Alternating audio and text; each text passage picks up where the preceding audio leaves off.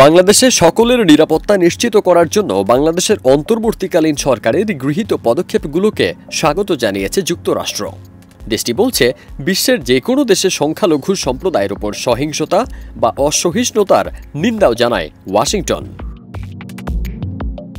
যুক্তরাষ্ট্রের স্থানীয় সময় ১৯ মার্চ নিয়মিত সংবাদ সম্মেলনে এক প্রশ্নকারীর প্রশ্নের জবাবে এসব কথা বলেন মার্কিন পররাষ্ট্র দপ্তরের মুখপাত্র ট্যামি ব্রুস। দেশ জুড়ে তোলপাড়, ওয়ালটন ফ্রিজ কিনে আপনিও হয়ে যেতে পারেন মিলেনিয়ার। এদিনের ব্রিফিংয়ে এক প্রশ্নকারী বাংলাদেশ সম্পর্কে যুক্তরাষ্ট্রের গোয়েন্দা প্রধানের সাম্প্রতিক মন্তব্য সম্পর্কে জানতে চাইলে তিনি বলেন, গ্যাবার্ড উদ্বেগ প্রকাশ করেছেন, তবে সরাসরি ড. ইউনূসের নেতৃত্বাধীন অন্তর্বর্তীকালীন সরকারকে দায়ী করেননি।